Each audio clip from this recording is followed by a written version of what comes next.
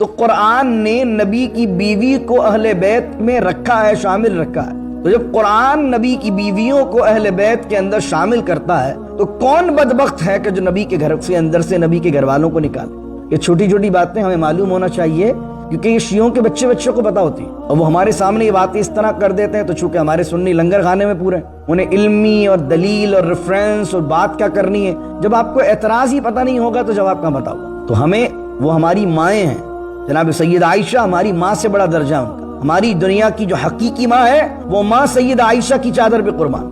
سیدہ حفصہ وہ ہماری ماں ہے۔ قرآن کا کہہ رہا ہے وہ ازواجہ امہاتہم، یہ نبی مومنوں کی جانوں سے زیادہ قریب ہیں، اور اس نبی کی جو بیویاں ہیں وہ اس امت کی ماں ہیں۔ اس وجہ سے جتنی بھی ازواج مطہرات ہیں ہم ان کے ساتھ کیا کہتے ہیں؟ ام المؤمنین سیدہ خدیجہ، ام المؤمنین سیدہ عائشہ، ام المؤمنین سیدہ جویریہ، ام المؤمنین سیدہ حفصہ رضی اللہ تعالی عنہن۔ تو رسول اللہ کی جو اہل بیت کے اندر سب سے پہلے جو شامل ہیں وہ حضور کی بیویاں شامل ہیں، اس کے بعد دیگر لوگ شامل ہیں۔ یہ چیزیں یاد رکھنی چاہیے، اور ایسے فرقوں سے، ایسے لوگوں سے جو صحابہ کے یا حضور علیہ الصلوۃ والسلام کی ازواج کے بے ادب ہوں، ان سے دوری اختیار کرنا چاہیے، اور اپنے بچوں کو بھی اویئرنیس دیں۔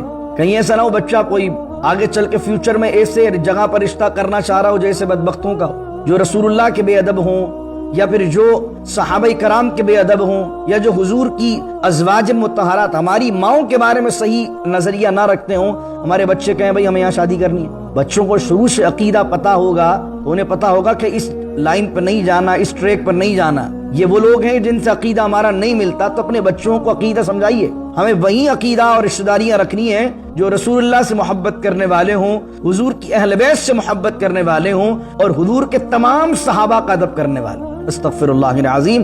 اللہ تعالی ہمیں بھی اور ہماری اولادوں کو بھی جو لوگ دین کے اندر رخنہ ڈالنے والے ہیں، فتنہ ڈالنے والے ہیں، ان سے اپنی پناہ میں رکھے۔ فرمایا فلما ذهب عن ابراہیم الروع وجاءته البشرى يجادلنا في قوم لوط واحلل عقدة من لساني يفقهوا قولي اللهم صل على سيدنا ومولانا محمد معدن الجود والكرم وآله وصحبه وبارك وسلم۔ وَلَقَدْ جَاءَتْ رُسُلُنَا إِبْرَاهِيمَ بِالْبُشْرَى قَالُوا سَلَامًا قَالَ سَلَامٌ فَمَا لَبِثَ أَن جَاءَ بِعِجْلٍ حَنِيذٍ۔ صدق اللہ مولانا العظیم۔ 12ویں سپارے کے 7ویں رکوع کا آغاز ہے، اور آیت نمبر 69 کو ہم نے آج کے درس کے آغاز میں تلاوت کیا۔ اللہ رب العزت نے اس سے پہلے 3 انبیاء علیہم السلام کے ذکر کو بیان کیا ہے۔ حضرت نوح علیہ السلام کا ذکر کیا، پھر نوح علیہ السلام کے بعد ہود علیہ السلام کا ذکر کیا، اور ہود علیہ السلام کے بعد پھر کل ہم نے جناب صالح علیہ السلام کے ذکر کو سنا۔ یہ تینوں انبیاء جو ہیں یہ پری ابراہیمک ہیں، یعنی کہ حضرت ابراہیم علیہ السلام سے پہلے کا زمانہ ان کا ہے۔ اس کے بعد آپ دیکھتے ہیں جہاں اللہ اپنے انباء الرسل کو بیان کرتا ہے، نبیوں کے ذکر کو، رسولوں کے ذکر کو بیان کرتا ہے، وہ اسپیشلی 6 کا ذکر ساتھ آتا ہے۔ نوح علیہ السلام، ہود علیہ السلام، صالح علیہ السلام، لوط علیہ السلام، شعیب علیہ السلام، پھر موسیٰ علیہ السلام۔ اور جو بات حضرت ابراہیم علیہ السلام کی ہے وہ ایک اسٹوری کی طرح بیان ہوتی ہے، رسولوں کے قصے کی طرح بیان نہیں ہوتی۔ وہ قصص الانبیاء کے اندر الگ سے اللہ رب العزت بیان کرتا ہے۔ اب 3 انبیاء رسولوں کا ذکر کرنے کے بعد ابراہیم علیہ السلام کا اللہ نے ذکر کیا ہے، لیکن اس کو بھی اس انداز سے ذکر نہیں ہے ابراہیم علیہ السلام کا جو دیگر رسولوں کا ہے۔ دیگر رسولوں کے ذکر میں کیا چیز تھی کہ ہم نے فلاں نبی کو فلاں قوم کی طرف بھیجا، فلاں نبی نے فلاں دعوت پیش کی اور ان پر عذاب آیا۔ اس طریقے سے حضرت ابراہیم علیہ السلام کا ذکر نہیں ہے۔ ابراہیم علیہ السلام کا ذکر ضمناً یہاں آ گیا ہے، یعنی ایک اختصار کے ساتھ چوتھے رسول کا ذکر تو ہونا چاہیے لوط علیہ السلام کا، اور مین ذکر انہی کا ہے، لیکن اس کے ساتھ ایک واقعہ حضرت ابراہیم علیہ السلام کا بیان کر دیا۔ ابراہیم علیہ السلام کی بات زیادہ تر جو ہوتی ہے وہ ایک الگ طریقے سے ہوتی ہے کہ وہ اپنی قوم میں کس طرح آئے، کس طرح تبلیغ کی، کس طرح بتوں کو توڑا، کس طرح دعوت کو پیش کیا، کس طرح انہیں آگ میں ڈالا گیا۔ پوری ایک ہسٹریکل اور ہسٹوریکل چیزیں جو قصص الانبیاء ٹائپ کے لگتی ہیں، اس انداز سے حضرت ابراہیم علیہ السلام کا ذکر ہوتا ہے۔ اب یہاں پر آیت شروع ہوتی ہے اور 7واں رکوع شروع ہوتا ہے، اور حضرت لوط علیہ السلام کی قوم کی بدعمالیوں کی وجہ سے اب ان پر عذاب آنے والا ہے، اور عذاب کے لیے اللہ فرشتے بھیج چکا ہے۔ تو فرشتے حضرت لوط علیہ السلام کی قوم کے پاس جانے سے پہلے عذاب کے لیے ایک چکر لگاتے ہیں، وہ ایک ملاقات کے لیے آتے ہیں حضرت ابراہیم علیہ السلام کے پاس۔ اس ملاقات کا ذکر اس صورت کے اندر اس رکوع میں بیان کیا گیا، کیونکہ اب ان کو اس کے بعد جانا ہے لوط علیہ السلام کی قوم کے پاس عذاب دینے کے لیے۔ تو آئے ہیں ایک کام کے لیے، لیکن آنے کے ساتھ دو کام نمٹاتے ہیں۔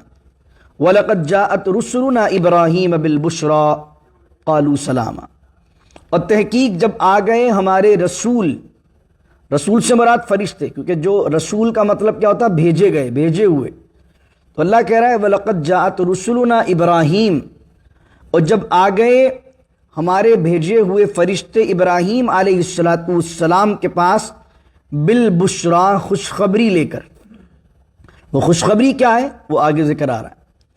آتے ہی ان فرشتوں نے، انسانی شکل میں آئے تھے، آتے ہی کہا قالوا سلاما، السلام علیکم ورحمۃ اللہ، پورا سلام کیا انہوں نے اور کہا سلام ہو آپ پر۔ تو حضرت ابراہیم علیہ السلام نے دیکھا کہ مہمان آئے ہیں، تو کہ قال السلام، ابراہیم علیہ السلام نے بھی انہیں سلام کا جواب سلام سے دیا۔ فما لبث، اب ابراہیم علیہ السلام نے دیکھا کہ مہمان آئے ہیں، تو ابراہیم علیہ السلام کی شخصیت وہ تھی کہ ابراہیم علیہ السلام روزانہ مہمان کے بغیر کھانا نہیں کھاتے تھے۔ کوئی مہمان ڈھونڈ کر لاتے اور مہمان نوازی کرتے اور اس کے ساتھ آپ کھانا کھاتے تھے۔ یہ ابراہیم علیہ السلام کی سنت ہے، لوگوں کو کھانے کی دعوت دینا، لوگوں کے لیے کھانا تیار کرنا، یہ جناب ابراہیم علیہ السلام کا طریقہ، مہمان نوازی کرنا۔ اور اسلام اور شریعت کے اندر بھی، دین اسلام کے اندر یہ ہے کہ نبی کریم علیہ السلام نے حکم دیا ہے کہ 3 دن اور 3 راتوں تک مہمان کی مہمان نوازی کرنا چاہیے۔ وَلَقَدْ جَاءَتْ رُسُلُنَا إِبْرَاهِيمَ بِالْبُشْرَىٰ قَالُوا سَلَامًا قَالَ سَلَام، ابراہیم علیہ السلام نے سلام کا جواب سلام سے دیا۔ فما لبث، اور کچھ دیر نہیں گزری تھی، انہوں نے فوراً کیا کیا؟ أَن جَاءَ بِعِجْلٍ حَنِيذٍ، ایک بھنا ہوا بچڑا وہ اپنے مہمانوں کے لیے بنا کر لے کر آئے۔ عجلن کا معنی بچڑا، حنیذ کا معنی بھنا ہوا۔ اب یہاں پر ابراہیم علیہ السلام کے پاس بہت سارے مویشی تھے، ان میں ایک گائے کا بچہ بھی تھا، یعنی اس کو بچڑا کہتے ہیں۔ بعجلن، آپ اسے بھون کر لے آئے۔ تو چند مہمانوں کے لیے اپنے جانور کو آپ نے ذبح کر دیا، یہ آپ کی فیاضی کی بہت بڑی دلیل ہے۔ مہمان نوازی بھی کیا، ایک اعلیٰ چیز جو ہے وہ بنا کر لے کر آئے، اور جو گائے کا گوشت ہے وہ بھی کھانا اور کھلانا جو ہے وہ جناب ابراہیم علیہ السلام کا طریقہ کار ہے۔ فما لبث ان جاء بعجل حنیذ، تو ایک گائے کا بھنا ہوا بچڑا ان فرشتوں کے لیے بنا کر وہ لے آئے۔ فلما رأى أيديهم، ابھی ان کو یہ خبر نہیں تھی کہ فرشتے، کیونکہ انسانی شکل میں آئے تھے۔ فلما رأى أيديهم لا تصل إليه، اور جب حضرت ابراہیم علیہ السلام نے دیکھا کہ کھانا سامنے رکھا ہوا ہے، بنا ہوا گوشت ہے سامنے، لیکن یہ جو مہمان آئے ہیں یہ ان کے ہاتھ نہیں پہنچ رہے ہیں، یہ نہیں چھو رہے ہیں، نہیں کھا رہے ہیں اس کھانے کو، نکرہم، تو آپ نے اپنے دل میں اجنبیت کو محسوس کیا۔ وَأَوْجَسَ مِنْهُمْ خِیفَةً، اور آپ کے دل میں ان لوگوں کے متعلق ایک خوف پیدا ہوا۔ یہ دو اس کے ترجمے کیے گئے ہیں، دو معنی اس کے بیان کیے گئے ہیں۔ عرب کے اندر یہ عادت تھی کہ اگر کوئی مہمان کسی کا کھانا نہیں کھاتا تھا تو اس کا مقصد ہے کہ وہ پھر ملنے نہیں آیا ہے، کسی اور ارادے سے آیا ہے، ڈاکہ ڈالنے آیا ہے، حملہ کرنے آیا ہے۔ تو جب ان مہمانوں نے کھانے کو ہاتھ نہیں لگایا اور ابراہیم علیہ السلام نے اتنا اہتمام کر لیا تھا، تو ابراہیم علیہ السلام کے دل میں ایک دم کھٹکا محسوس ہوا، اور آپ سوچنے لگے کہ یہ شاید کسی اور ارادے سے آئیں۔ اور دوسرا معنی یہ بیان کیا گیا ہے کہ جب ان لوگوں نے ہاتھ نہیں لگایا تو ابراہیم علیہ السلام سمجھ گئے کہ یہ فرشتے ہیں، اور فرشتے ہیں لیکن یہ انسانی شکل میں کیوں آئے، تو آپ کو کھٹکا محسوس ہوا کہ یہ کسی قوم پر عذاب لے کر آئیں۔ تو اب انہوں نے ابراہیم علیہ السلام کی اس کنفیوژن کو اور خوف کو دور کیا، اور فرشتے کہنے لگے قالوا لا تخف، انہوں نے کہا آپ ڈریے نہیں، انا ارسلنا الی قوم لوط، بے شک ہم بھیجے گئے ہیں قوم لوط کی طرف. وامرأتہ قائمۃ فضحکت. اب یہ بات چل رہی ہے فرشتوں کی اور ابراہیم علیہ السلام کی. وامرأتہ اور ان کی عورت. کن کی عورت؟ ابراہیم علیہ السلام کی. قائمۃ کھڑی تھی، فضحکت اور ہنسنے لگی. یہ کن کی عورت کھڑی تھی؟ ابراہیم علیہ السلام کی. اور یہ کون کھڑی تھی؟ جناب حضرت سارہ رضی اللہ تعالیٰ عنہ. حضرت سارہ دو بیویاں ہیں حضرت ابراہیم علیہ السلام کی. ایک جناب سیدہ ہاجرہ رضی اللہ عنہ جن سے اسماعیل علیہ السلام ہیں، اور ایک بی بی سارہ رضی اللہ تعالیٰ عنہ جن سے حضرت اسحاق علیہ السلام. تو امرأتہ قائمۃ، ان کی عورت کھڑی تھی. فضحکت، تو وہ ہنسی. فبشرناہا باسحاق، اب ہنسنے کا ذکر پہلے ہے. اور فبشرناہا باسحاق، اور ہم نے سارہ کو، ان کی عورت کو خوشخبری دی اسحاق علیہ السلام کی. اب یہ جو لفظ ہے نا فضحکت، وہ ہنسی. تو یہ ہنسی کس بات پر؟ اس کے متعلق مختلف اقوال ملتے ہیں. فرمایا ایک تو ہنسی اس بات پر ہے، فضحکت کا معنی وہ بہت خوش ہو گئیں جب انہیں بیٹے کی خوشخبری ملی. لیکن اس معنی میں علماء کہتے ہیں کہ اس میں خوش ہونے کا ذکر پہلے ہے اور بشارت کا ذکر بعد میں. اس سے مراد یہ کہ وہ ہنسی کسی اور بات پر. تو زیادہ تر جو اور بھی مفہوم بیان کیے ہیں، انہوں نے کہا ایک انہیں اس بات پر ہنسی آئی کہ ان کے شوہر جو ہے وہ یہ جو فرشتے آئے تھے اور فرشتوں سے جو خوف محسوس ہوا، اس خوف پر وہ ہنسی. یہ بھی بات ٹھیک نہیں ہے. ایک تفسیر میں یہ قول لکھا گیا کہ وہ جناب لوط علیہ السلام کے قوم کے عذاب کے بارے میں سنا تو وہ ہنسنے لگی. یقیناً یہ بھی ہنسنے کی بات نہیں ہے، کیونکہ عذاب پر تو رویا جاتا، ہنسا تو نہیں جاتا. تو اس سے کیا مراد ہے؟ علامہ سعیدی نے تبیان الفرقان میں بڑی اچھی بات لکھی. انہوں نے کہا بعض اوقات آدمی تعجب کرتے ہوئے اور حیرت کرتے ہوئے بھی ہنستا ہے. اور وہ کس بات پر ہنستا ہے؟ کہ آدمی نے کسی شخص کے لیے بہت اہتمام کیا ہو. آپ نے کسی کے لیے کھانا بنایا ہو اور سارا اہتمام آپ نے کیا، اور آپ کھانا لگا دیں اور وہ آ کر کہہ رہے ہیں یار میں تو نہیں کھاؤں گا. آپ ہنستے ہوئے کہتے ہیں یہ کیسی بات کر رہے ہو بھائی، آپ کے لیے تو بنایا ہے. تو ہنستے ہوئے آپ کیا بات کر رہے ہوتے ہیں؟ تعجب کے اندر اور حیرت کے اندر ہنستے ہوئے کہتے ہیں بھائی یہ سارا اہتمام کیا ہی آپ کے لیے، آپ نہیں کھائیں گے تو کون کھائے گا؟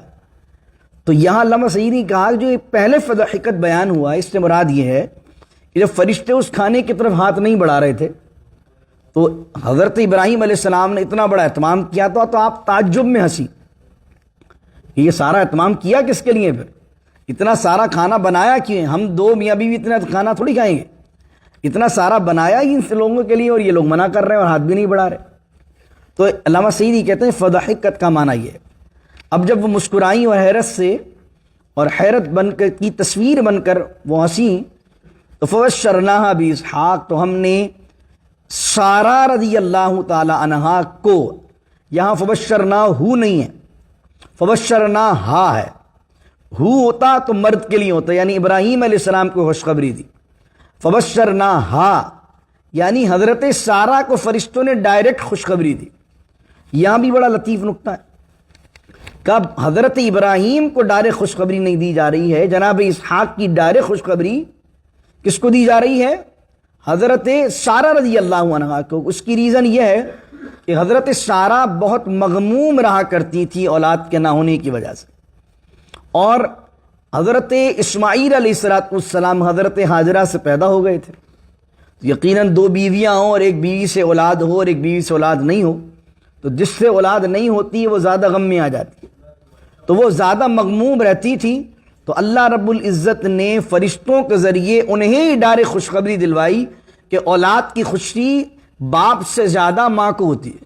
اس لیے فبشرناہا باسحاق، اور ہم نے خوشخبری دی انہیں اسحاق کی، اور نہ صرف اسحاق کی، وَمِن وَرَاءِ اسحاق یعقوب، اور جناب اسحاق علیہ السلام کے بعد یعقوب علیہ السلام کی. یعقوب علیہ السلام کون ہے؟ یہ یعقوب علیہ السلام پوتے ہیں جناب سارہ کے. یعقوب علیہ السلام بیٹے ہیں جناب اسحاق کے. تو اللہ رب العزت اس ایک خوشخبری میں 3 خوشخبریاں دے رہا. آپ کے بیٹا ہوگا جس کا نام کیا ہوگا؟ اسحاق ہوگا، اور وہ بیٹا لمبی عمر پائے گا، شادی کرے گا، اس کے بھی بیٹا ہوگا اور اس کا نام یعقوب ہوگا. یعنی دو جملوں کے اندر کیا کہہ دیا, ہم تمہیں خوشخبری دیتے ہیں اسحاق اور یعقوب کی, اور ساتھ ساتھ یہ بھی بیان کر دیا کہ اللہ سارا تمہیں بھی اتنی عمر دے گا کہ تم اپنے بیٹے اسحاق کو بھی دیکھو گی اور یعقوب کو بھی دیکھو گی. وَمِن وَرَاءِ اسحاق یعقوب.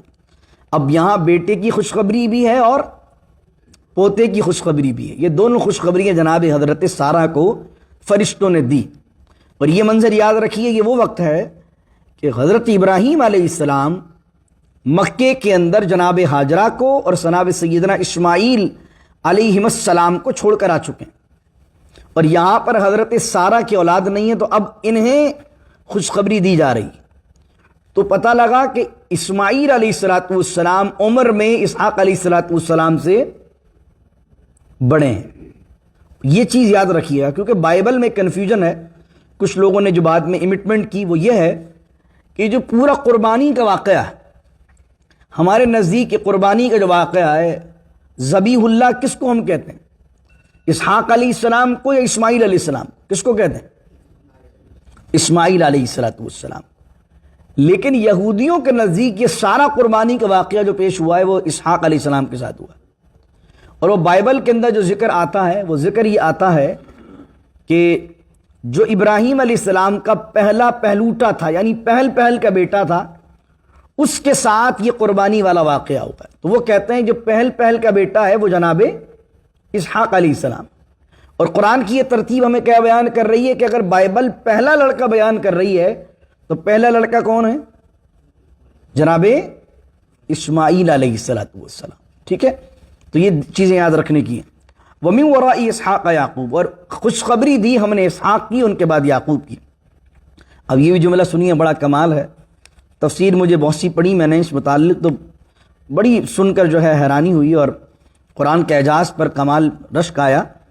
اب جیسے ہی ایک گڈ نیوز سنی اور ایسی نیوز سنی, اس کا ریزن کیا ہے کہ اس وقت حضرت سارہ 90 سال کی, بائبل میں لکھا ہے کہ جس وقت یہ فرشتے آئے ہیں تو 90 سال کی ایج ان کی ہے, حضرت سارہ کی, اور 100 سال کے ابراہیم علیہ السلام. جیسے اتنی بڑی خوشی حضرت سارہ کو ملتی ہے, ایک ساتھ بیٹے کی بھی, اور بیٹے کی لمبی عمر ہونے کے بعد شادی, اور شادی کے بعد اس کے بھی بیٹے ہونے کی. وہ کہتی ہے قالت یا ویلتا, وہ کہتی یا ویلتا. اب جو یا ویلتا کا جو ترجمہ ہے کچھ لوگوں نے کیا ہے, ویل کا مطلب ہوتا ہے جیسے ویل لکل ہمزۃ لمزہ, ویل کا مطلب ہوتا ہے خرابی. تو کچھ لوگوں نے اس کا ترجمہ کیا ہائے میری خرابی. یہ تو خرابی تو ہے ہی نہیں. بیٹے کا ہونا, پوتے کا ہونا, یہ خرابی کا بھی ہوتا. تو اس کا ترجمہ کیا کریں گے آپ؟ پھر تفاسیر کے اندر اور تراجم کے اندر بڑی خوبصورت بات لکھی. علامہ سعیدی نے بھی لکھا کہ عورتیں جب کوئی گڈ نیوز ملتی ہے تو کوئی سرٹین پرٹیکولر جملے ہیں جو ان کے منہ سے نکلتے ہیں. اے اللہ, جس طرح ہمارے اردو میں ہی سمجھ لیں, عورت کو اگر کوئی آپ بتائیں خوشی کی خبر تو وہ کیا منہ سے نکالتے ہیں؟ اے اللہ, ارے ایسا. تو یہ جو چھوٹے چھوٹے جملے اس کے منہ سے فی البدی نکلتے ہیں, تو حضرت سارہ کے منہ سے بھی ایسا جملہ نکلا جو عربی میں تھا یا ویلتا, قالت یا ویلتا. کیا کہہ رہی ہے؟ ارے ایسی بات ہے. یعنی وہ کہہ رہی ہیں ہائے اللہ الید وانا عجوز, کیا میرے لڑکا ہوگا حالانکہ میں تو بوڑھی ہوں. عجوز مانے بوڑھی ہوں. وہذا بالی شیخا, جو میرے شوہر ہیں, جو میرے بالی ہیں, بالی یہاں پر شوہر کے معنی میں, وہذا بالی, اور جو میرے بالی ہیں شیخا, یہ تو شیخ ہیں. شیخ سے مراد بوڑھے ہیں. یہ 100 سال کے, میں 90 سال کی. ان ھذا لشیء عجیب, یہ تو بڑی عجیب بات ہے کہ 90 سال کی عورت ہے, 100 سال کا اس کا شوہر ہے, اللہ اس کو بیٹا عطا فرمائے. یہ انہیں اللہ کی قدرت پر حیرت نہیں ہو رہی ہے. بعض اوقات آدمی اتنا زیادہ خوش ہو جاتا ہے کسی بات کو سن کے کہ کہہ رہا ہے بڑی عجیب بات ہے. یعنی وہ اقرار تو کر رہا ہوتا ہے لیکن جملے و ترتیب اس کے منہ سے جو نکلتے ہیں وہ اس طرح کے, بڑی عجیب بات اگر ایسا ہو جائے تو. اب فرشتے کیا کہتے ہیں حضرت سارہ سے؟ قالوا اتعجبین من امر اللہ رحمت اللہ وبرکاتہ علیکم اہل البیت انہ حمید مجید. قالوا اتعجبین, کیا آپ تعجب کرتی ہیں, کیا آپ حیران ہوتی ہیں؟ من امر اللہ, اللہ کے حکم کے بارے میں. جب اللہ نے اسحاق کی خوشخبری دی ہے تو اب عمر 100 کے ہزاروں، دینے والا اللہ ہی ہے۔ قالوا اتعجبین من امر اللہ، کیا آپ تعجب کرتی ہیں اللہ کے حکم کے بارے میں؟ رحمت اللہ وبرکاتہ علیکم اہل البیت، اللہ کی رحمتیں ہوں اور اس کی برکتیں ہوں آپ پر اے نبی کے اہل بیت۔ اے نبی کے اہل البیت کا لفظ آیا، اے نبی کے گھر والوں، آپ پر اللہ کی رحمت ہو، اس کی برکت ہو، اے نبی کے گھر والوں۔ انہ حمید مجید، بے شک اللہ تعالیٰ بہت حمد والا ہے، بہت تعریف والا ہے، مجید اور بہت بزرگی والا ہے۔ ایک عقیدے کا مسئلہ یہاں سمجھ لیجئے، کیا اہل البیت فرشتوں نے کس کو کہا؟ مجھے بتائیے کس کو کہا؟ حضرت سارہ رضی اللہ عنہ۔ جو شیعہ ہیں، شیعہ کہتے ہیں کہ اہل بیت میں ازواج مطہرات شامل نہیں ہیں۔ شیعوں سے، کیونکہ ازواج مطہرات کو اگر آپ اہل بیت میں شامل کریں گے شیعوں کے نزدیک، تو سید عائشہ صدیقہ رضی اللہ تعالی عنہ کس کی بیٹی ہیں؟ حضرت ابو بکر کی۔ سیدہ حفصہ کس کی بیٹی ہیں جو ام المومنین ہیں؟ حضرت عمر فاروق رضی اللہ تعالی عنہ کی۔ تو شیعہ حضرت ابو بکر و عمر کے بغض میں اور ان کی صاحبزادیوں کے بغض میں کہتے ہیں حضور کی جو بیویاں ہیں وہ حضور کے اہل بیت میں داخل نہیں ہیں، اور حضور کے اہل بیت سے مراد تو جناب مولا علی ہیں، جناب سیدہ فاطمہ ہیں اور ان کی اولاد ہے۔ ازواج بیویاں جو ہوتی ہیں وہ گھر والوں میں شامل نہیں ہوتی۔ پہلی چیز تو ہم یہ کہتے ہیں کہ گھر والوں جو فیملی ٹری بنتی ہے بنتی بیوی سے۔ مجھے بتائیے کائنات کا سب سے پہلا جو رشتہ ہے وہ کون سا ہے؟ سب سے پہلا رشتہ حضرت آدم کے بعد کون پیدا ہوا؟ حضرت اما حوا، اور حضرت آدم اور اما حوا کے درمیان رشتہ کون سا ہے؟ میاں اور بیوی کا۔ تو حضرت آدم کی سب سے پہلا جو گھر والا ہے وہ کون ہے؟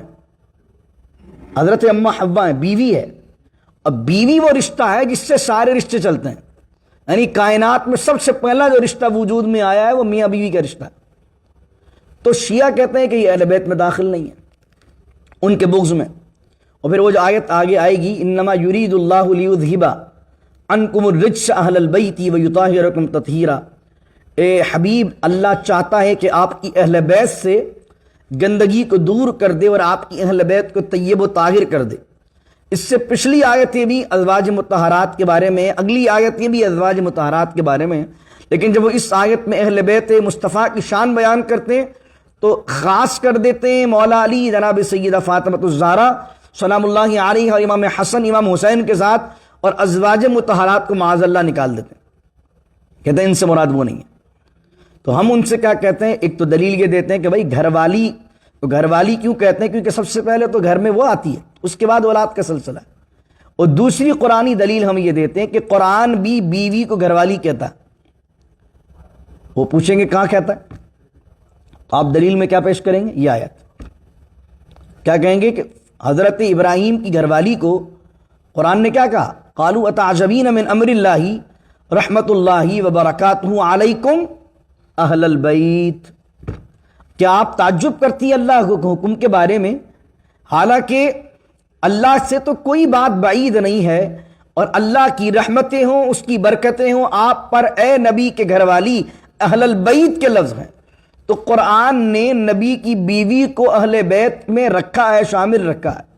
تو جب قرآن نبی کی بیویوں کو اہل بیت کے اندر شامل کرتا ہے تو کون بدبخت ہے کہ جو نبی کے گھر سے اندر سے نبی کے گھر والوں کو نکالے؟ یہ چھوٹی چھوٹی باتیں ہمیں معلوم ہونا چاہیے، کیونکہ یہ شیعوں کے بچوں کو پتہ ہوتی ہے، اور وہ ہمارے سامنے یہ باتیں اس طرح کر دیتے ہیں، تو چونکہ ہمارے سنی لنگر خانے میں پورے، انہیں علمی اور دلیل اور ریفرنس اور بات کیا کرنی ہے۔ جب آپ کو اعتراض ہی پتہ نہیں ہوگا تو جواب کہاں پتہ ہوگا؟ تو ہمیں، وہ ہماری مائیں ہیں، جناب سید عائشہ ہماری ماں سے بڑا درجہ ان کا۔ ہماری دنیا کی جو حقیقی ماں ہے وہ ماں سید عائشہ کی چادر پہ قربان۔ سیدہ حفصہ وہ ہماری ماں ہے، قرآن کا کہہ رہا ہے وہ ازواجہ امہاتہم، یہ نبی مومنوں کی جانوں سے زیادہ قریب ہیں، اور اس نبی کی جو بیویاں ہیں وہ اس امت کی ماں ہیں۔ اس وجہ سے جتنی بھی ازواج مطہرات ہیں ہم ان کے ساتھ کیا کہتے ہیں؟ ام المؤمنین سیدہ خدیجہ، ام المؤمنین سیدہ عائشہ، ام المؤمنین سیدہ جویریہ، ام المؤمنین سیدہ حفصہ رضی اللہ تعالی عنہن۔ تو رسول اللہ کی جو اہل بیت کے اندر سب سے پہلے جو شامل ہیں وہ حضور کی بیویاں شامل ہیں، اس کے بعد دیگر لوگ شامل ہیں۔ تو یہ چیزیں یاد رکھنی چاہیے، اور ایسے فرقوں سے، ایسے لوگوں سے جو صحابہ کے یا حضور علیہ الصلوۃ والسلام کی ازواج کے بے ادب ہوں، ان سے دوری اختیار کرنا چاہیے، اور اپنے بچوں کو بھی اویئرنیس دیں۔ کہیں ایسا نہ ہو بچہ کوئی آگے چل کے فیوچر میں ایسے جگہ پر رشتہ کرنا چاہ رہا ہو جیسے بدبختوں کا ہو، جو رسول اللہ کے بے ادب ہوں، یا پھر جو صحابہ کرام کے بے ادب ہوں، یا جو حضور کی ازواج مطہرات ہماری ماؤں کے بارے میں صحیح نظریہ نہ رکھتے ہوں، ہمارے بچے کہیں بھائی ہمیں یہاں شادی کرنی ہے۔ بچوں کو شروع سے عقیدہ پتہ ہوگا تو انہیں پتہ ہوگا کہ اس لائن پر نہیں جانا، اس ٹریک پر نہیں جانا۔ یہ وہ لوگ ہیں جن سے عقیدہ ہمارا نہیں ملتا، تو اپنے بچوں کو عقیدہ سمجھائیے۔ ہمیں وہی عقیدہ اور رشتہ داریاں رکھنی ہیں جو رسول اللہ سے محبت کرنے والے ہوں، حضور کی اہل بیت سے محبت کرنے والے ہوں، اور حضور کے تمام صحابہ کا ادب کرنے والے۔ استغفر اللہ العظیم۔ اللہ تعالی ہمیں بھی اور ہماری اولادوں کو بھی جو لوگ دین کے اندر رخنہ ڈالنے والے ہیں، فتنہ ڈالنے والے ہیں، ان سے اپنی پناہ میں رکھے۔ فرمایا فلما ذهب عن ابراہیم الروع وجاءته البشرى یجادلنا فی قوم لوط۔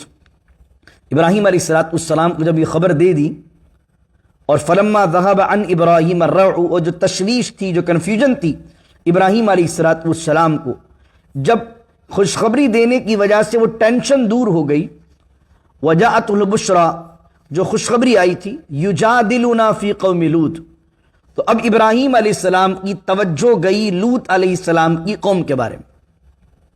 تو اللہ نے جو جملہ استعمال کیا عربی میں وہ ہے یجادلنا۔ جادلہ یجادلو کا معنی ہوتا ہے جھگڑا کرنا۔ تو ابراہیم ہم سے قوم لوط کے بارے میں جھگڑا کرنے لگا۔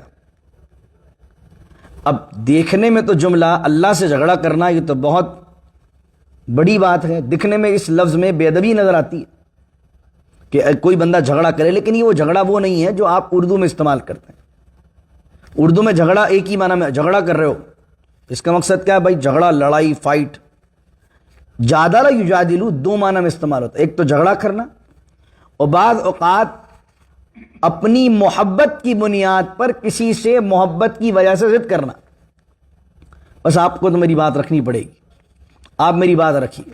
سامنے والا بھی بہت محبت کرتا ہے، وہ سنتا ہے، وہ کہتا ہے بھائی ایسا نہیں ہو سکتا، ایسا نہیں ہو سکتا۔ وہ سامنے والا کیونکہ اس کو پتا ہوتا ہے میرا مقام سامنے والے کی بارگاہ میں بہت زیادہ ہے، اور میں اس کا محبوب ہوں، تو وہ بار بار اپنی بات کو ریپیٹ کرتا جاتا۔ تو حضرت ابراہیم علیہ السلام قوم لوط کے بارے میں اللہ رب العزت کی بارگاہ میں ضد کرنے لگے، کہنے لگے اللہ اگر وہاں پر 50 بندے، بائبل میں اس کی پوری تفصیل ہے، وہ کہنے لگے اگر وہاں پر 50 بندے ہوں تو کیا تو پھر بھی عذاب بھیجے گا؟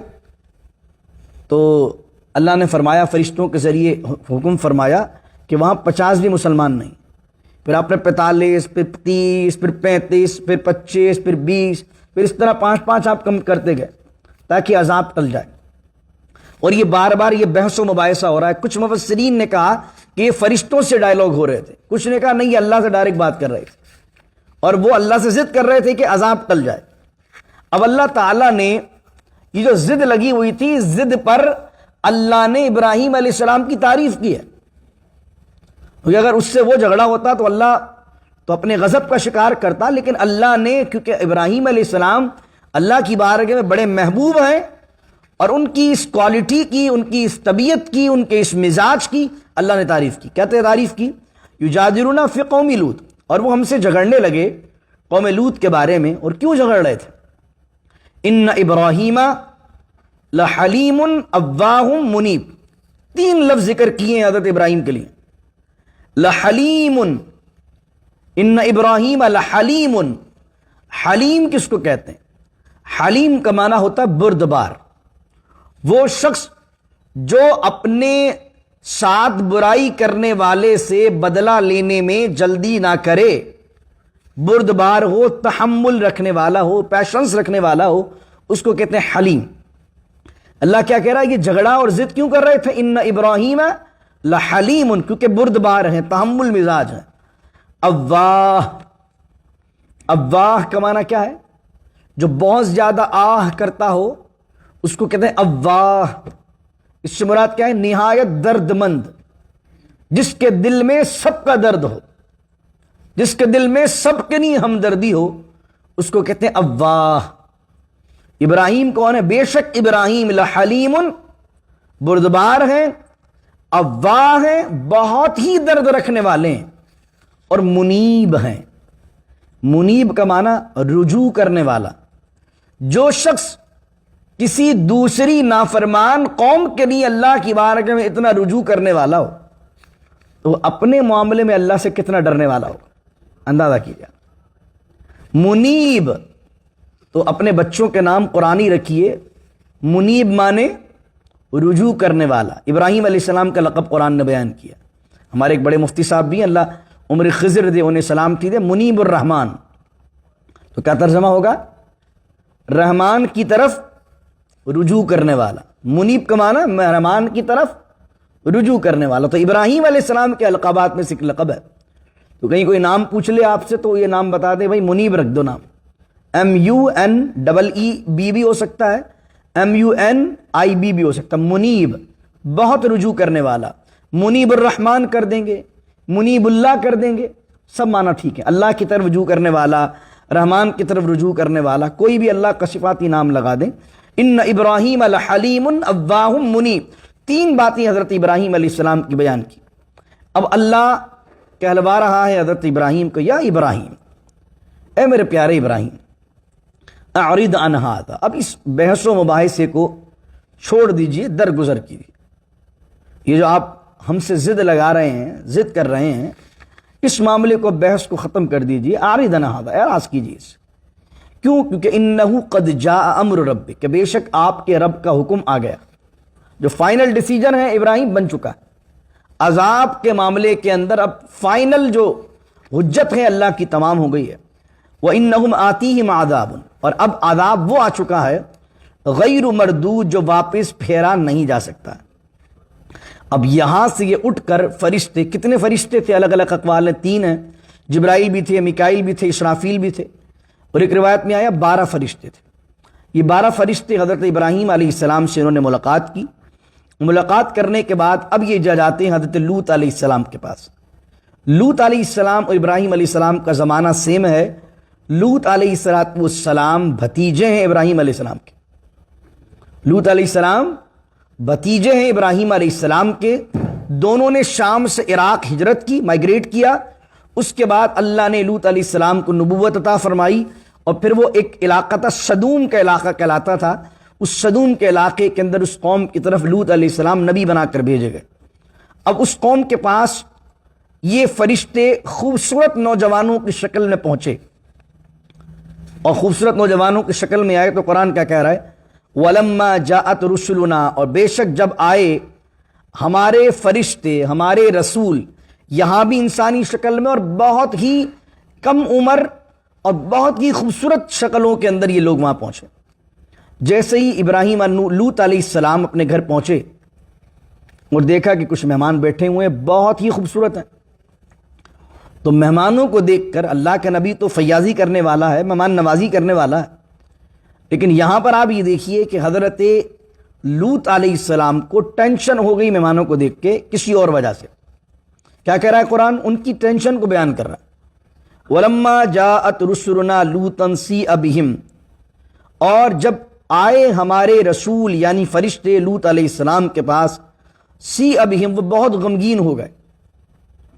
وَضَاقَ بِهِمْ ذَرْعًا، ان کا دل تنگ ہو گیا اور انہوں نے اپنے آپ کو کمزور محسوس کیا. وَقَالَ هَذَا يَوْمٌ عَصِیبٌ، اور جیسے مہمانوں پر نظر پڑی تو کہنے لگے آج کا دن تو بہت بڑا سخت ہے. هَذَا يَوْمٌ عَصِیب، عصیب مانے بہت کڑا دن، سخت دن، مشکل دن. آج کا دن تو بہت سخت ہے. کیوں؟ کیونکہ لوط علیہ السلام کی جو قوم تھی وہ ہم جنس پرست تھی.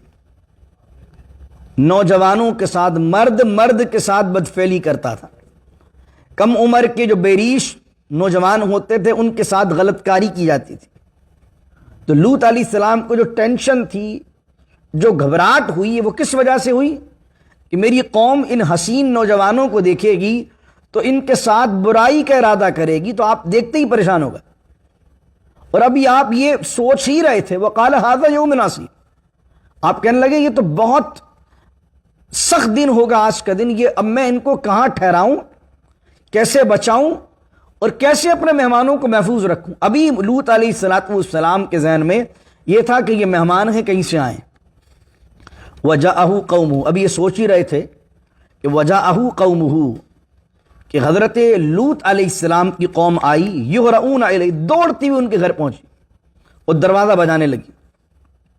ومن قبل کانوا یعملون السیئات، قرآن کہتا ہے کہ اس سے پہلے بھی وہ بڑے برے عمل کرتے تھے۔ ان برے عمل میں کیا ہے؟ ان برے عمل کے اندر ایک عمل یہ ہے کہ وہ اغلام بازی اس کو کہتے ہیں، اس عمل کو لواطت کہتے ہیں، اغلام بازی کہتے ہیں، مرد کے ساتھ فزیکل ہونا، مرد کے ساتھ غلط ریلیشن قائم کرنا۔ اپنے بچوں کو قرآن سمجھاؤ گے تو انہیں LGBT سمجھ میں آئے گی نا۔ آج ہم کس دور سے گزر رہے ہیں امریکہ میں؟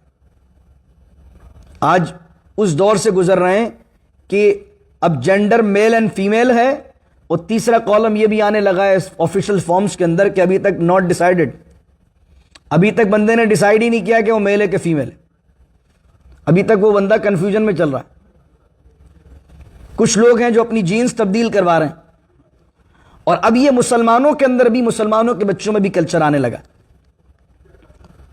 یہ قوم لوط جس پر یہ عذاب ابھی آپ سن رہے ہیں، یہ قوم لوط کے اندر کیا عمل تھا؟ یہی عمل تھا، اغلام بازی کا، مرد کے ساتھ معاملات کرنے کا، یہی عمل تو ان میں پایا جاتا تھا۔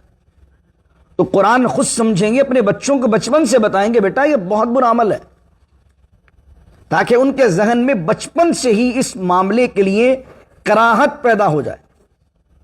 بچپن سے پورک کے معاملے میں دیکھ لیں آپ، میں نے اور بچپن سے آپ کے سنا ہے کہ بھائی سور حرام ہے، حرام ہے، اتنی دفعہ سنا ہے بچپن سے کہ ہم اس کو دیکھ کر ہمارا جی متلی ہوتا ہے۔ کیوں؟ کیونکہ ہم نے بچپن سے یہ باتیں سنی ہیں، ہماری توجہ بھی کبھی نہیں جاتی۔ لیکن جو یہاں کے بچے جن کے ماں باپ نے اتنی تربیت نہیں کی ہے، وہ اپنے ٹفن جب کھولتے ہیں کالج یا اسکول کے اندر، اپنا لنچ باکس کھولتے ہیں تو ادھر وہ کچھ کھا رہے ہوتے ہیں، برابر میں پورک کھا رہے ہوتے ہیں، تو جو کراہت ہمارے دل میں ہے وہ کراہت کا لیول ان کے دل میں نہیں۔ وہ کراہت کا لیول بچے کو بچپن سے سمجھایا جاتا ہے کہ بیٹا یہ چیز حرام ہے، جب حرام ہے تو اس کی حرام کی نفرت دل میں پیدا ہو کہ بھائی اب اس طرف ہمیں جانا نہیں ہے، وہ ناپسندیدگی دل میں پیدا کر دیں آپ۔ بڑے ہو کر سمجھانا، بچپن سے سمجھاتے ہوئے چلیں کہ اس ایریا کو، یہ گرے ایریا ہے، قرآن کریم نے اس کو حرام کیا ہے، اور جس قوم نے یہ عمل کیا اللہ رب العزت کا سخت عذاب ان پر نازل ہوا۔ اب یہ دیکھیے گا آگے کہ ان پر کس طریقے کا عذاب اللہ نے بھیجا۔ استغفر اللہ العظیم، اللہ تعالیٰ اس لعنت سے ہمیں اپنی پناہ میں رکھے۔ اللہ اکبر۔ فرمایا وجاءہ قومہ یہرعون الیہ، قوم بھاگتی دوڑتی آپ کے گھر پہنچی ان نوجوانوں کے لیے۔ ومن قبل کانوا یعملون السیئات، اس سے پہلے بھی یہ برے عمل کرتے تھے۔ اب حضرت لوط نے کیا کہا قوم کو؟ قال یا قومی، اے میری قوم، ہؤلاء بناتی۔ اب یہ جملہ بھی سنیے گا قرآن کا، کیونکہ اس حوالے سے ترجمہ کیا کریں گے، اس معنی کیا لیں گے، یہ اہم بات ہے۔ قال یا قومی ہؤلاء، آپ نے کہا اے میری قوم، بناتی یہ میری بیٹیاں ہیں، ہن اطہر لکم، اور یہ تمہارے لیے پاکیزہ ہیں۔ ان نوجوانوں کو چھوڑ دو، یہ میری بیٹیاں ہیں، میری بیٹیوں کے ساتھ جو تمہارے لیے پاکیزہ اور حلال ہیں ان سے اپنی ضرورت کو پورا کرو۔ اب یہاں تو لفظ ہے بناتی کا، تو کیا چند مفسرین نے، چند لوگوں نے یہ بھی لکھا کہ آپ کی 2 بیٹیاں تھیں، آپ نے یہ آفر کی کہ بھائی ان سے نکاح کر لو، جو تمہارے معاملات ہیں ان سے پورے کرو، اور ان کے ساتھ نہ کرو، یہ ان سے نکاح کر کے تمہارا ریلیشن بنانا جائز ہے، کیونکہ آپ نے بناتی کے بعد یہ کہا ہن اطہر لکم، یہ تمہارے لیے حلال و پاکیزہ ہیں، اس سے مراد کیا ہے؟ نکاح کے بعد۔ لیکن اس چیز پر یہ اعتراض یہ ہوتا ہے کہ ایک عام آدمی بھی بدماشوں سے اپنی بچی کا نکاح نہیں کرتا، تو چہ جائے کہ اللہ کا نبی ان بدماش اور گنڈوں کو کہے کہ میری بیٹیاں حاضر ہیں اور تم ان سے نکاح کر لو، اس سے کیا مراد ہے؟ اس سے مراد یہ ہے، اور پھر دوسری بات یہ بیٹیاں 2 ہیں تو پوری قوم کھڑی ہے، تو یہ تو مراد ہو نہیں سکتی کہ وہ اپنی حقیقی بیٹیوں کے بارے میں کہہ رہے ہیں، بلکہ اس سے مراد کیا ہے کہ نبی جو ہوتا ہے وہ اپنی قوم کے لیے بمنزل باپ کے ہوتا ہے۔ یہاں پر آپ یہ کہہ رہے ہیں کہ یہ جو تمہارے نکاح کے اندر جو تمہاری شادیاں تم نے جن بچیوں سے کی ہیں، یہ جو قوم کے اندر اتنی بچیاں ہیں ان سے جا کر نکاح کرو، ان سے اپنے خواہشات کو پورا کرو. کہ تمہارے گھر میں جو آلریڈی جو بچیاں، جس طریقے سے قوم کا لیڈر ہوتا ہے وہ جب خطاب کرتا ہے تو خطاب کرتے ہوئے قوم کی بیٹیوں کو کیا کہتا ہے؟ یہ ہماری قوم کی بیٹیاں ہیں، یہ ہماری اپنی بچیاں ہیں. تو حضرت ابراہیم، حضرت لوط علیہ السلام قوم کے لیڈر ہیں، پیغمبر ہیں، تو قوم کی ساری بچیوں کو اپنی بچیاں کہہ رہے ہیں. بناتی ہن تھارو لکم، یہ قوم کے اندر جن سے تم نے نکاح کیے، جن سے تم نے شادیاں کی ہیں، اور شادیاں جنہوں نے نہیں کی ہیں، جو کواری بچیاں ہیں، اللہ نے یہ جو اپوزٹ جو جنس رکھی ہے یہ اسی لیے رکھی ہے کہ ان سے تم اپنی جنسی خواہشات پوری کرو. یہ تم کہاں مرد کے ساتھ الٹے کام کرنے کے لیے آتے ہو؟ تو آپ نے کہا فاتقوا اللہ، اللہ سے ڈرو، ولا تخزونی، اور میرے مہمانوں کے سامنے ان کی بے حرمتی کر کے مجھے رسوا نہ کرو. فی ضیفی الیس منکم رجل رشید، کیا تم میں کوئی ایک بھی اچھا آدمی نہیں ہے؟ الیس منکم رجل رشید، رشید مانے عقل مند آدمی، نیک آدمی.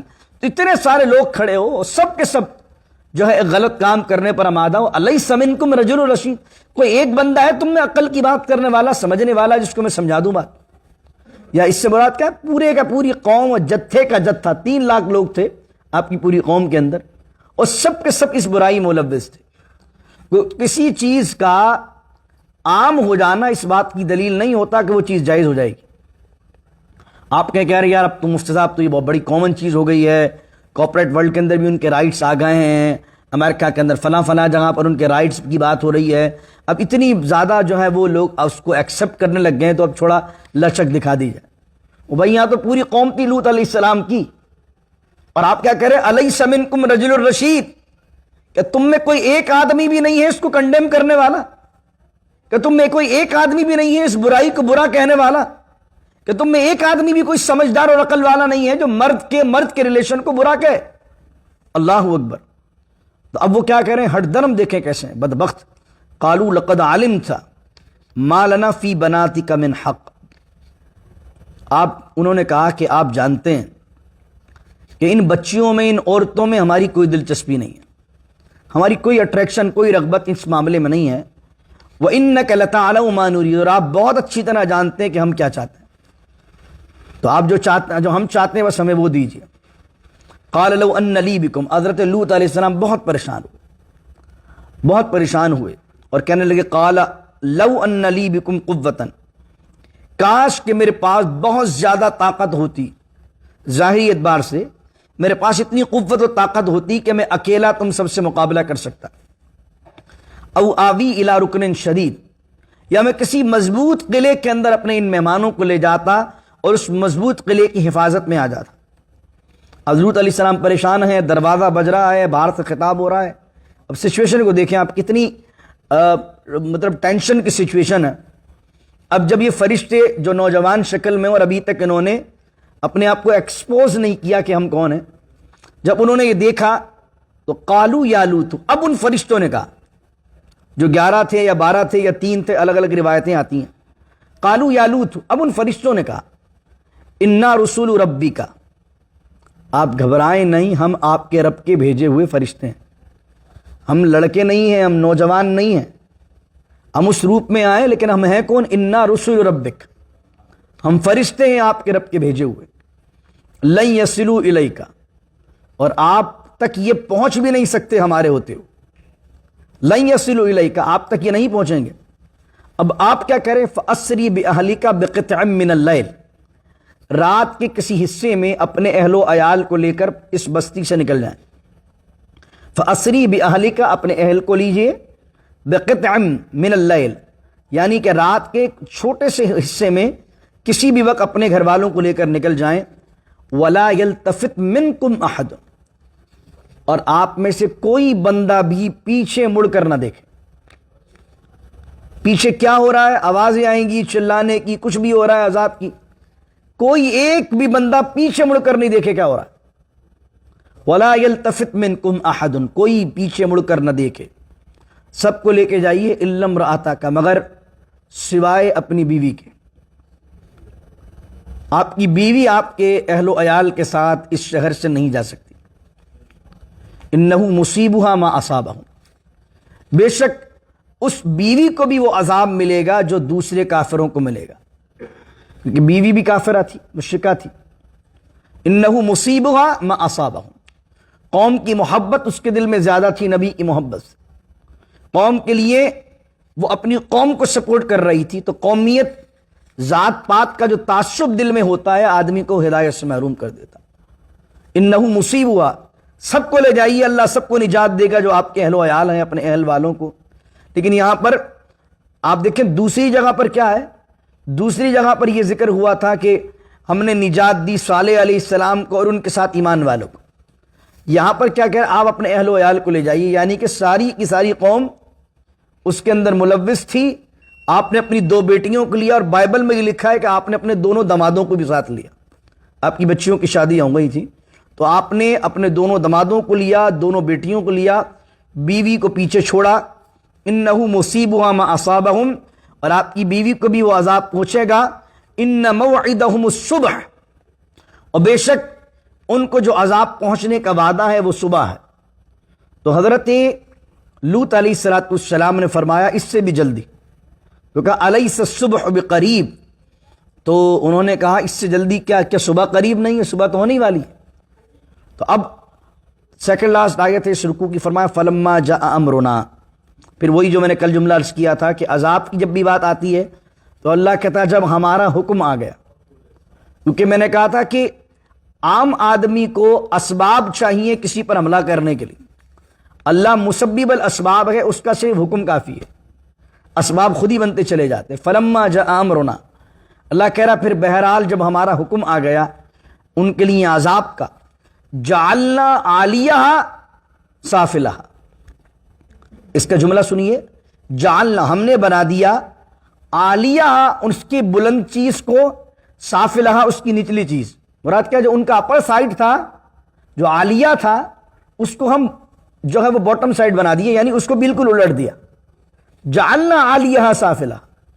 اس کے عذاب کا تذکرہ کرتے ہوئے مفسرین لکھتے ہیں کہ جبرائیل امین علیہ السلام نے وہ 5 بستیاں تھیں ان کے نیچے اپنے پر کو ڈالا، اپنے ہاتھ کو ڈالا، اور آپ اس رات کے حصے میں اتنی اوپر لے گئے کہ پہلے آسمان کے فرشتوں نے اس بستی کے جانوروں کی آوازیں سنی، اور اتنی اوپر لے جا کر حضرت جبرائیل امین علیہ السلام نے اس کو الٹ کر زمین پر پٹک دیا، یعنی جو اس کا عالیہ تھا اس کو سافلہا کر دیا، بالکل اس کو موڑ دیا اور بالکل پلٹ دیا.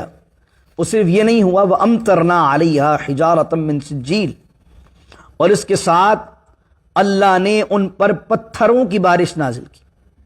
وَأَمْطَرْنَا عَلَيْهَا، امطر مانے بارش کا نازل ہونا، ان پر. وَأَمْطَرْنَا عَلَيْهَا، بارش نازل ہوئی ان پر، کس چیز کی؟ پانی کی نہیں، حجارتن، حجر کی جمع، پتھروں کی ان پر بارش ہوئی. من سجیل، مٹی کے کنکروں کی بارش ہوئی.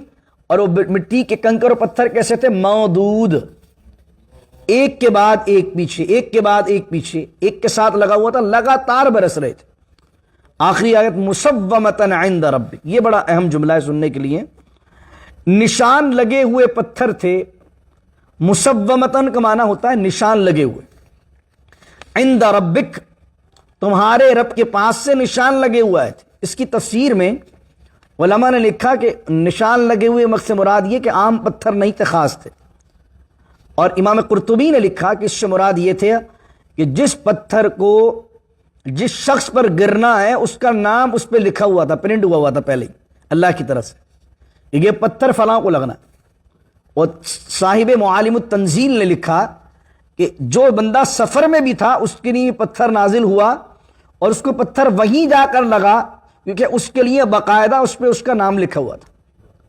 اس کے علاوہ معالم التنزیل میں روایت لکھی کہ ایک شخص جو ہے وہ حرم میں داخل ہو گیا تھا، اور 30 سے 40 دن بعد وہ نکلا. معالم التنزیل تفسیر میں تو وہ پتھر، ایک پتھر جو اس کے نام کا تھا، زمین اور آسمان کے درمیان لٹک رہا، جیسے ہی حرم سے باہر آیا اس کے نام کا پتھر اس کو لگا. تو مسومۃ کا معنی ہے وہ پتھر جس پر نام لگا ہو، نشان لگا ہو کہ کس پر گرنا ہے. اس مسومۃ کو کل میں سوچ رہا تھا اس بارے میں، تو میرے ذہن میں ایک بات آئی ٹیکنالوجی کے لحاظ سے. یہ جو ڈرون ہے اس میں کیا ہوتا ہے، اس کو گرنا کہاں ہے، کس مقام پر گرنا ہے، کون سی سوسائٹی بھی گرنا ہے، وہ سب پہلے سسٹم میں موجود ہوتا ہے. اس کو پتا ہے کہ نہ مجھے یہاں گرنا نہ مجھے یہاں گرنا. وہ بالکل اپنے ٹارگیٹ پر گرتا ہے کیونکہ وہ بھی مسومتاً ایک طرح سے. اور یہاں پر اللہ کا جو مسومتاً ہے وہ کسی بستی کو تو الگ چیز سوچئے, وہ تو پرٹیکیولر بندہ کس کو لگنا ہے. یعنی ایک آپ نے بلٹ نکالی, گولی چلا دی تو گولی لگ گئی, چلائی تھی آپ نے کسی کے لیے, لگ کسی کو گئی. لیکن یہاں اللہ کے جو نشان کردہ وہ مسومتاً ہیں, وہ اس نے ایسا سافٹ ویئر ہے اس میں اللہ کا, ایسا اس کے اندر کوڈنگ ہوئی ہے کہ وہ اسی کو لگے گا جس کے لیے آیا ہے. تو یہ جو سسٹم آج ہم جس طرف جا رہے ہیں کہ جو میزائلز کے اندر اور یہ جو بمباری کے اندر, ڈرون کے اندر جو ٹیکنالوجی استعمال ہو رہی ہے کہ کمپیوٹر سے بیٹھے بیٹھے کہاں مارنا ہے, کس کو مارنا ہے, کس بستی میں مارنا ہے, کس گھر پہ مارنا ہے, اور پھر وہ نکلتا ہے اور اسی کو جا کے لگتا ہے. اس کو 1400 سال پہلے قرآن نے مسومتاً کہہ کر اس چیز کو بیان کر دیا. مسومتاً عند ربک, تمہارے رب کی طرف سے نشان لگے ہوئے ہیں. وما ہی من الظالمین ببعید, اور یہ چیز, یہ بستی, یہ عذاب کی بستی ظالموں سے دور نہیں ہے. اس کی تفسیر میں کہا گیا کہ قریش مکہ قوم لوط کی بستی سے گزرتے ہیں سفر کرتے ہوئے, تو یہ بستی ان سے دور نہیں ہے, یہ جا کر دیکھ سکتے ہیں کہ اللہ نے ان کا انجام کیا کیا ہے. الحمدللہ آدھا سپارہ ہمارا 11واں ہو گیا انشاءاللہ عز و جل, اور آدھا سپارہ رہ گیا ہے. تو انشاءاللہ جلد ہی پھر انشاءاللہ ہم دوسرے ناشتے کی طرف بھی جائیں گے اللہ نے چاہا تو. اور یہ چیزیں اپنے بچوں کو بیان کیجئے, بہت اہم باتیں. LGBT کا فتنہ مسلم سوسائٹی میں پھیلتا جا رہا ہے. آپ کو اس کی حساسیت کا شاید اندازہ نہ ہو. آنے والے وقت میں بچے کنفیوز ہو رہے ہیں, ضربت میڈیا کیا دکھا رہا ہے. ایک بہت بڑی فنڈنگ, ایک بہت بڑی لابیز پر کام کر رہی ہے. اسکولز میں, کالجز میں اس کو کوئی عیب نہیں سمجھا جاتا. آپ دیکھیں جو کارٹونز آ رہے ہیں, اب تو کارٹون کے اندر بھی ایک کریکٹر باقاعدہ ہوتا ہے جو LGBT سے تعلق رکھتا ہے. تو بچوں کے ذہن میں بچپن سے ایک کارٹون کے ذریعے سائیکولوجیکل ان کو اندر ایکسیپٹنس پیدا کی جا رہی ہے اس چیز کی. جب بندہ بہت سی چیزوں کو عام طریقے سے دیکھتا ہے اور میڈیا پر, اخبارات میں, سوسائٹی میں, اسکول میں, کالج میں اس پہ ڈائلاگس ہوتے ہیں, تو پھر وہ چیز اس کے لیے عام ہو جاتی ہے. تو اس لیے اپنے بچوں کو اس ماحول میں جہاں سب لوگ اس کی پازیٹیوٹی کو بیان کر رہے ہیں, آپ اللہ کے دین کو بیان کریں کہ اللہ کا دین اس بارے میں کیا کہتا ہے. دعا کیجیے اللہ رب العزت سے اللہ تعالیٰ عمل کی توفیق عطا فرمائے. بسم اللہ الرحمن الرحیم, الحمدللہ رب العالمین والصلاة والسلام علی اشرف الانبیاء والمرسلین. ربنا ظلمنا انفسنا وان لم تغفر لنا وترحمنا لنكونن من الخاسرین. اللهم اعنا على ذکرک وشکرک وحسن عبادتك يا ارحم الراحمین. اللهم انا نسألك علما نافعا ورزقا واسعا وشفاء من كل داء وعملا متقبلا. یا رب العالمین, ہمارے درس قرآن کو اپنی بارگاہ میں قبول فرما. یہ 11 سپارے تیرے فضل, تیرے کرم سے ہوئے ہیں مکمل. مالک کریم اس میں جو کچھ حق بیان کیا ہے, حق سنایا ہے, آگے پہنچایا ہے, یقیناً اس میں تیرا فضل ہے, تیرا کرم ہے, تیری عنایت ہے, تیرا شکر ہے. اگر ان 11 سپاروں میں کسی بھی جگہ کسی بھی لفظ کے معنی بیان کرتے ہوئے, کسی بھی چیز کی تشریح و تعبیر بیان کرتے ہوئے اگر کہیں غلطی ہوئی ہے, کہیں بھول ہوئی ہے, یقیناً اس میں میری خطا ہے, کم علمی ہے, کم عقلی ہے, نادانی ہے, نااہلی ہے. مالک کریم اپنے کرم سے معاف فرما دے, اپنے کرم سے درگزر فرما دے. الہی اس پورے قرآن کو اس درس میں ہمیں مکمل کرنے کی توفیق عظمیٰ نصیب فرما. اس قرآن کے احکامات کا ہمیں عامل بنا دے, اس قرآن پر چلنے والا ہمیں بنا دے. اس قرآن کی برکتوں سے دلوں کو منور فرما دے. اس قرآن کے صدقے سے, اس پیارے کلام کے صدقے سے, اس کے لفظ لفظ کے نور و روحانیت کے صدقے سے الہی ہماری تمام مشکلات کو دور فرما دے, ہمارے بگڑے ہوئے کاموں کو آسان کر دے, ہماری مصیبتوں کو دور فرما. ہمارے کاموں میں جو رکاوٹیں اور بندشیں اور نظر بد کے اثرات ہیں الہی قرآن کی برکت سے سب کو دور کر دے. الہی قرآن شفا ہے, تیرا قرآن برکت والا ہے, رحمت والا ہے. تو کہتا ہے وَنُنَزِّلُ مِنَ الْقُرْآنِ مَا هُوَ شِفَاء, اور ہم نے قرآن کو نازل کیا, اس میں شفا ہے. الہی ہمارے گھروں میں, ہسپتالوں میں, ہم میں اگر میرے مولا کوئی بیمار ہے, اس عظمت و قرآن والے قرآن کا صدقہ, اس شفا والے قرآن کا صدقہ, اس کے لفظ لفظ کے ذریعے سے ہمیں شفائے کاملہ بیماریوں سے عطا کر دے. یا رب العالمین اس کے جو راز ہیں وہ ہمارے دل پر کھول دے. یا رب العالمین اس میں جو روحانیت کے اثرات و برکات ہیں ہمارے سینے کو, ہماری ذات کو اس سے مزین فرما. اس کی دعوت کو آخری سانس تک عام کرنا نصیب فرما. یا رب العالمین ہمارے بچوں کو بھی قرآن سے فیض اٹھانے والا بنا دے، قرآن کے احکامات پر چلنے والا بنا دے، اپنے نبی کی اتباع کرنے والا بنا دے۔ حضور جان عالم صلی اللہ علیہ وسلم کے صدقہ عیسوی کیلنڈر کے مطابق سال کا پہلا دن ہے، مالک کریم 1 جنوری ہے۔ یہ سال عافیتوں کے ساتھ گزرے، برکتوں کے ساتھ گزرے، خیر کے ساتھ گزرے، رحمتوں کے ساتھ گزرے، کوئی شر ہمارے پاس پورے سال نہ آئے۔ مالک کریم عزتیں حاصل رہیں، برکتیں حاصل رہیں، شریروں کے شر سے بچانا، دشمنوں کی دشمنی سے بچانا، حاسدین کی حسد سے بچانا، ظالمین کے ظلم سے بچانا، جلنے والوں کی جلن سے بچانا، جادو ٹونے عملیات کروانے والوں کے عملیات کے شر سے بچانا۔ الہی اپنے کرم کا صدقہ جو پچھلے سال گناہ ہو گئے اپنے کرم سے معاف کر دے، جو لوگ پچھلے سال انتقال کر گئے اپنے کرم سے بخشش و مغفرت کے پروانے عطا کر دے۔ الہی تمام مرحومین کی مغفرت فرما، ہمارے عزیز و اقارب میں کوئی انتقال کر گیا ہو مولا مغفرت کر دے۔ الہی اپنے کرم و فضل کا واسطہ، اپنی عنایت کا صدقہ، تیرے قرآن کے لفظ لفظ کا صدقہ ہمارے ماں باپ کی مغفرت فرما، ہمارے والدین میں جو دنیا سے چلے گئے ہیں ان کی مغفرت فرما، ان کے کفن کو جنتی لباس سے تبدیل فرما، ان کی قبر کو حد نگاہ تک وسیع فرما، ان کو یا رب العالمین قیامت کے دن حضور کے ہاتھوں سے جام کوثر پینا نصیب فرما، پل صراط پر انہیں آسانی عطا فرما، جنت میں حضور کے پڑوس عطا فرما، جن کے والدین حیات ہیں درازی عمر بالخیر عطا فرما، میری والدہ کو صحت کاملہ عطا فرما، درازی عمر بالخیر عطا فرما، عافیت و صحت کے ساتھ ان کا سایہ مجھ پر تدیر قائم و دائم فرما، میری بھی جملہ مشکلوں کو دور فرما، رکے ہوئے کاموں کو خیر کے ساتھ تکمیل تک پہنچا دے، آخری سانس تک للہیت کے ساتھ اخلاص کے ساتھ تیرے دین کی خدمت کرنا نصیب فرما۔ الہی دکھاوے سے بچا، ریاکاری سے بچا، اپنی واہ واہ کروانے کے جذبے کے تحت یا رب العالمین برے کام کرنے سے بچا۔ الہی اپنے کرم کا صدقہ اخلاص دے دے، للہیت دے دے، ہر وہ کام جو ہم نیک کریں صرف تیرے لیے کریں، کسی کی رضا مقصود نہ ہو، صرف تیری رضا مقصود ہو، تیرے حبیب کی سیرت پر عمل کرنے والا ہمیں بنا دے۔ جو بچیاں جو بہنیں گھروں میں رشتوں کے لیے بیٹھی ہیں میرے مولا نیک نصیب فرما، اچھے مقدر فرما، اولاد تو نے عطا کی ہے میرے مولا، جب ان کی شادیوں کا موقع آئے، ان کے رشتے کرنے کا موقع آئے، الہی اچھے لوگوں کا واسطہ پڑے، اچھے لوگوں کا ساتھ ملے، خاندانی عزت و عافیت و سلامتی والے اچھے خاندانی لوگوں کے ساتھ رشتہ داری بنے۔ الہی شریر لوگوں کے رشتہ بننے سے اپنی پناہ عطا فرما۔ نبی کریم رؤوف الرحیم علیہ الصلاۃ والتسلیم کا واسطہ اس سال ہمیں جو حاجیوں کی فہرست بنے ہمارا نام شامل کر دے۔ الہی رمضان کے عمرہ کرنے والوں میں ہمارا نام شامل کر دے۔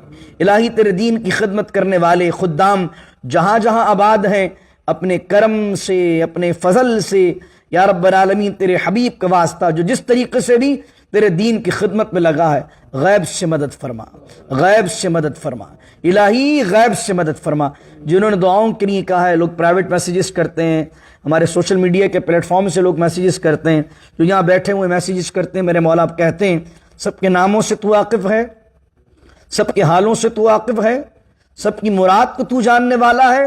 الہی اس عظمت والے قرآن کا صدقہ، ان 11 سپاروں کی تلاوت کے صدقے، ان میں جن نبیوں کا ذکر ہوا، جن صالحین کا ذکر ہوا، جن کو نیے تو نے کہا ہم ان کے جنت دیں گے، وردوان من اللہ اکبر، اور سب سے بڑھ کر ان سے راضی ہوں گے، میرے مولا ان صالحین کے صدقہ ہماری تمام دعائیں اپنی بارگاہ میں قبول فرما۔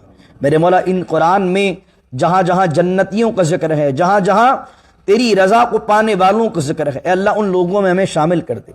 جہاں جہاں ان لوگوں کا ذکر ہے جو نامراد ہوئے، جو بدبخت ہوئے، جو مردود ہوئے تیری بارگاہ سے، جن پر عذاب آیا، اللہ ان جیسا بننے سے، ان جیسی عادتوں کو اپنانے سے اور تیرا غضب کا اللہ نہ کرے مستحق ہونے سے یا رب العالمین ہم سب کو اپنی پناہ اپنی ایمان عطا فرما۔ ان اللہ ملائکتہ یصلون علی النبی یا ایھا الذین آمنوا صلوا علیہ وسلموا تسلیما۔ اللہم صل وسلم وبارک علی سیدنا ومولانا محمد معدن الجود والکرم وآلہ وصحبہ وبارک وسلم۔ سبحان ربک رب العزت عما یصفون والسلام علی المرسلین الحمد للہ رب العالمین۔ لا الہ الا اللہ محمد الرسول اللہ صلی اللہ علیہ وسلم۔